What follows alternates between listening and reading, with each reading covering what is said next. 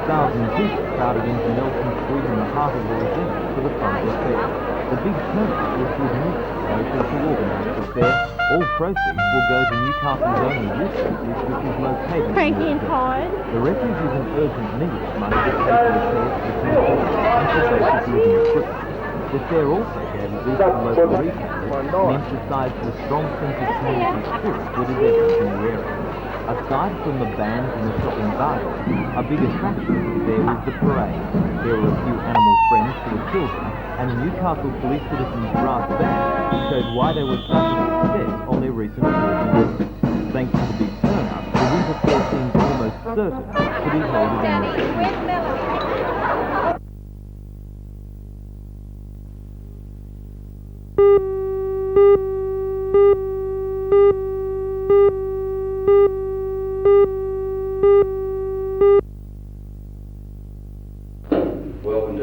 The idea of a major surfing tournament was first floated by Newcastle City Council Alderman last year, but a hard-working committee, under the chairmanship of local surfing identity Nat Jeffrey, has seen the ambitious project move a step closer to reality. The A-rated Grand Prix tournament will be run over 6 days, starting on the 19th of November. It will be called the BHP Steel International.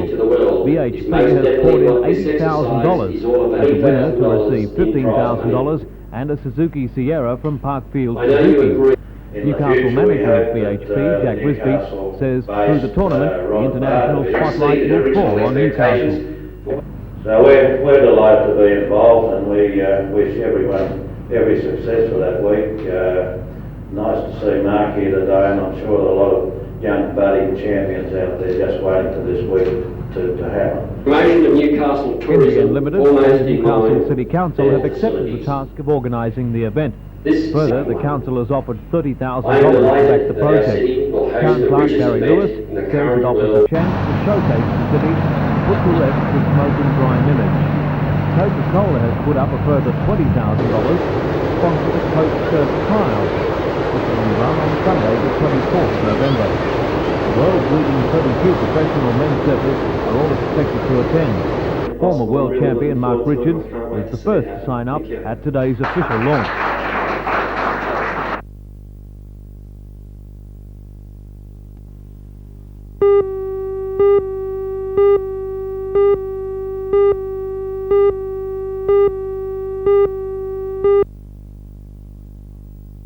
Springtime in Newcastle. Bands, balloons, cheering crowds, and gracing the Matara Festival, a young princess. That's the way it was when Matara began 25 years ago. Public tastes and attitudes have of course changed over the last quarter century, and since 1981 there have been no Matara Princess competitions. Still, the princesses are an important part of Matara's history, and recognising that, the organisers are trying to include as many of them as possible in this year's parade. Well, I think the Matara Princess always has been a part of the festival. In fact, she was a very special part of the festival, a quite central part in a lot of ways, and we thought it'd be nice to bring it back just for a little while. The search for Matara Princesses has so far had a strong response. Of the 20 ladies who ruled over Newcastle, 11 have agreed to take their place once again in the parade. It is my pleasure to crown Miss Carolyn Lavoie, Matara Princess 1964. Carolyn Lavoie had her moment of glory in 1964. These days she lives in Canberra and has an 8-year-old daughter. Her mother Irene says the pageant was a major social event and remembers her daughter's win with pride and amusement. There were 22 candidates. Carolyn was number 13. There were 14 judges, and her father sat in seat 13 in the City Hall. So 13 must have been a lucky number for her. Yes, I think so.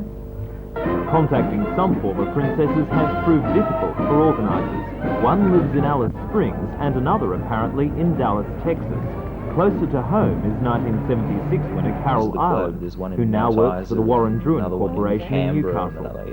I agree with the idea of having a Matara princess. I think it enables young girls to get out and to meet people. It gives them more self-confidence. As long as it's not given a title of a beauty contest, because it's not actually a beauty contest. The girls are judged on their deportment, speech, personality, and these are the main aspects of it. And as long as they feel that it's not sort of their beauty that they're being judged on, yes, we should have it.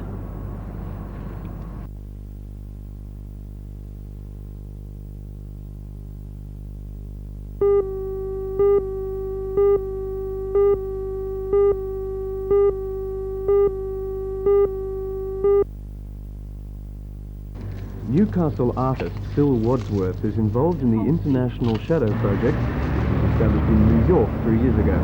The artists have set their sights on the 40th Hiroshima anniversary to gather worldwide support. It began in Newcastle at dawn today.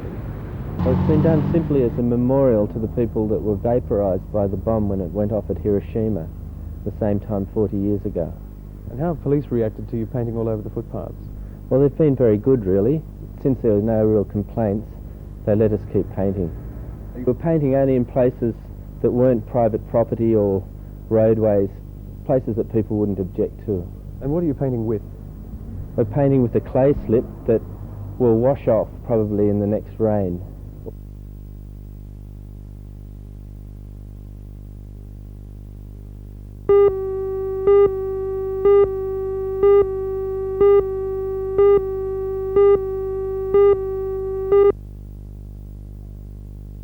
The two-day exhibition at City Hall offers a smorgasbord of office equipment for any business. With more than 200 companies, including Canon, Rank, Sharp and IBM, displaying their latest in office supplies, any business that displays the skills will find it hard to make a choice. $20 million worth of computers, electronic typewriters and word processors are in abundance. A special feature is this full-colour Canon copier, which reproduces identical coloured images. A Balin's desk chair is also on show. Its unique design allows for improved breathing, correct posture and reduces fatigue.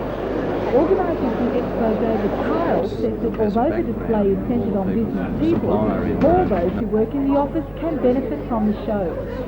It's really for anybody who works in an office. We've been amused to see the people who come. This is the third year we've been doing these. That very often, particularly the girl operator of some of a typewriter or other type of equipment, or even the mail boy in an office, can pick up a tremendous idea that can go back to his company for them to improve the way they do things. And we've been very impressed that people from the students level come here to learn what's coming on in the future, and junior people in an office who are actually task oriented to a particular job can give intelligent information back to their management of a better way of doing things.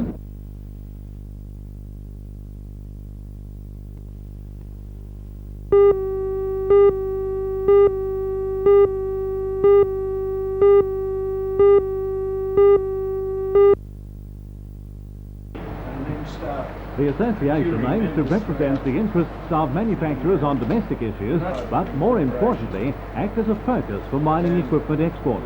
The idea of the formation of the association came from members of a trade mission to India in February, and 29 of the 1,000 or so manufacturers in Australia were represented at today's launching. This saw a constitution approved and a committee elected. Newcastle was chosen for the meeting because of its central location, but it's hoped to interest firms Australia-wide. Steering panel chairman Alan Reno says the association will help companies compete against the major mining equipment countries like Britain. We're the world's largest coal exporter, and of course the support industry, the manufacturers, who develop techniques and methods of equipment that really stand up and compete with the rest of the world. How long do you think it will be before you start seeing some results of the efforts behind this group? Well, I think initially the idea is a forum for an exchange between each other. We do not necessarily compete in many areas, and initially just to start exchanging opportunities is a worthwhile exercise. Then as it develops, we will be looking at Australian total concept applications to particular markets.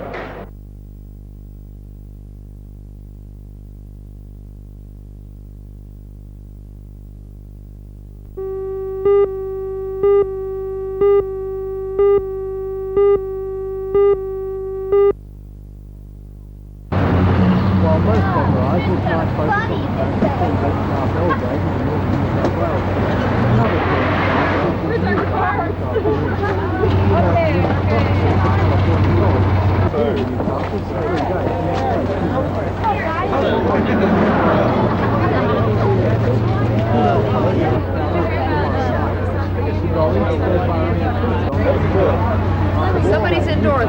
they move on to New Zealand. The Macquarie women's team will pay the Gold Coast in March next year, when they'll be playing for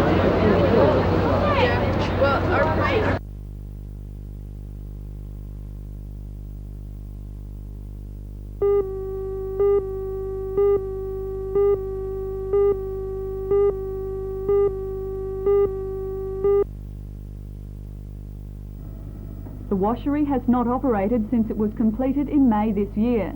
The delay in commissioning was blamed initially on protracted talks over a bonus payment. The washery is needed to reduce the high ash content in some local coals, which are earmarked for the Liddell and Bayswater power stations. Last week, State Minerals and Energy Minister Peter Cox blasted the unions and Elcom, demanding that the washery be operational in 14 days. He threatened to recruit workers from outside the mining industry unless the payments issue was resolved. Yesterday at Elcom's Cardiff office, delegates from the combined mining unions met with Elcom management and the Minister. The miners were represented by Miners Federation President Jim Hayes. After the meeting, Mr Cox announced that agreement had been reached, subject to a hearing by the local coal authority, and he didn't beat about the bush in laying blame for the dispute. Well, the blame certainly doesn't rest with the union, I can assure you of that. And it doesn't rest with the management here, I can assure you of that. If there was any blame, I think it can be placed at head office.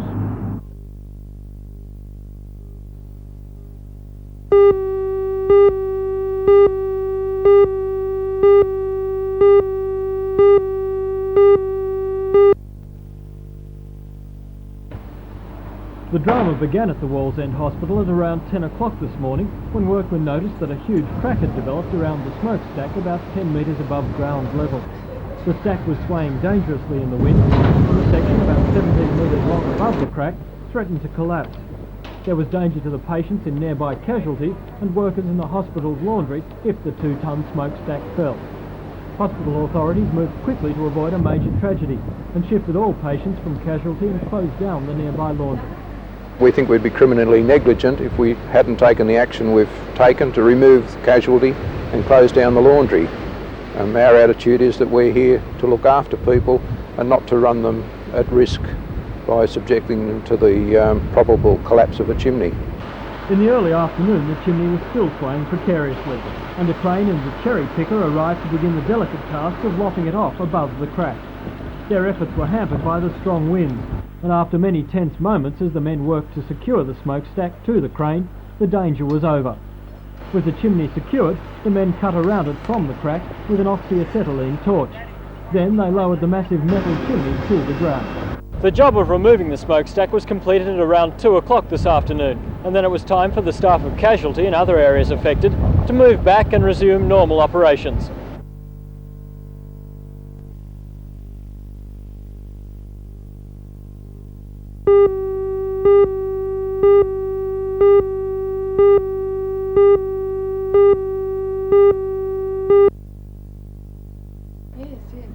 Wendy is described by party colleagues as a fine and elegant woman, impressive under pressure. Although being a local from Wingham, she's been blooded in the world of politics as an alderman on the North Sydney Council for the last 2 years. With the Liberal Party not contesting the safe National Party seat, formerly held by Leon Punch, Wendy looks set to become the Nationals' first female politician in the state lower house. Any pressure? As a candidate, what kind of priorities would you have for the Gloucester electorate? Well, I'd like to do for Gloucester electorate what we'd like to do for a lot of country seats, and that is, to put it very simply, get a better deal for country people.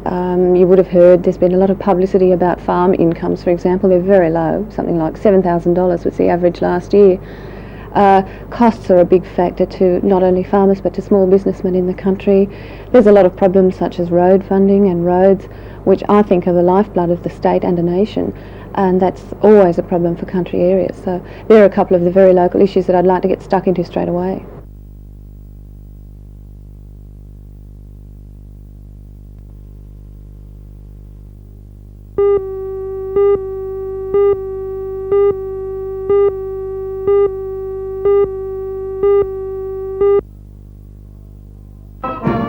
It was performances like this one at the Wallsend Fair which secured the Newcastle Police Citizens Youth Club Brass Band a third prize at the World Youth Music Festival in Geneva and fourth prize at an international festival in Zurich. The 40 young people aged between 11 and 19 were all held at a reception at Newcastle City Hall, attended by the City Administrator Colin Saunders. Mr Saunders, when you first became Administrator, you said this wouldn't be the sort of role you'd be undertaking. Have you changed your mind? No, but I thought in these circumstances this was something extra special that, you know, I couldn't very well not take part in it because they've been such good ambassadors for Newcastle and for Australia that, you know, I wouldn't want to be out of it really. The band is now preparing for the national title to be held in Adelaide next Easter. The last time the band went to Adelaide 17 years ago, it won the Australian Championships.